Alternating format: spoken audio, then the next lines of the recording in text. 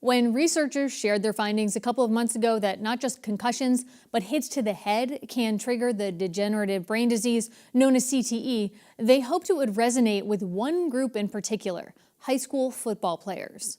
So what happened when a high school football player showed up on one of those researchers' doorsteps? Connecting Point's Stephanie Leydon has the story.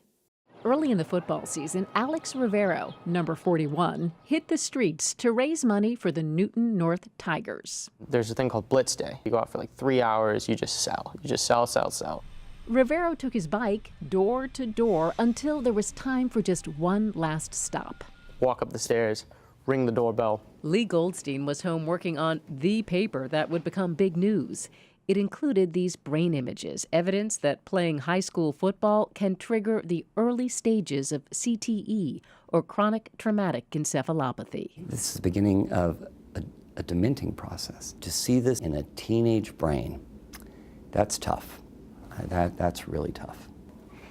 And there's this kid at the door. Hi, my name is Alex Rivero. I'm with the Newton North Tigers. And he's a teenager. We're trying to raise money for the football team. And he's a football player. And we're selling these Tiger cards. They're really great. They're discount cards. And I just laughed. I mean, I couldn't believe the coincidence of this. It could have been any random, dad who just came down the stairs like, oh, football, I used to play this. No, it was like the one dude who knows like probably the most about CTE out of probably like 99.9% of the world. Rivero didn't get a donation, but sitting on the front porch, he did get a preview of Goldstein's research months before it made headlines. And he starts telling me about how it's like not just concussions that are the problem. It's about getting hit in the head.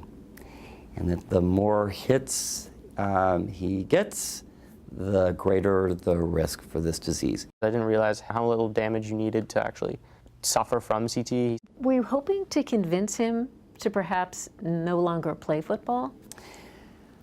That was my hope. I'm thinking, why do this?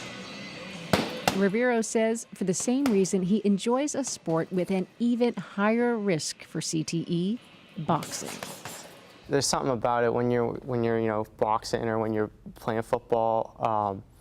It's that kind of matchup. It just brings something out of you that you really only know if you play those sports. But that chance meeting made him think about the risks they carry. There is a disease that is killing hundreds and hundreds of athletes across America. He even wrote a paper on CTE. The symptoms include violent outbursts, impaired thinking and judgment. Rivero's still a regular at the boxing gym, but he rarely goes into the ring. He doesn't want to get hit in the head. So what about football? Kind of hard to, think about, but it's the kind of thing I'm still going to play. I'm doing what I love. I'm making friends. There's a lot of great experiences that I'm having from this. And how worried are you about developing CTE? It's a thought. I mean, it's definitely a thought, and I know it's entirely possible, but right now I'm just trying to enjoy life. He loves the game, and I get that. And then I ask the question, not about his wishes, but why are we not protecting our kids?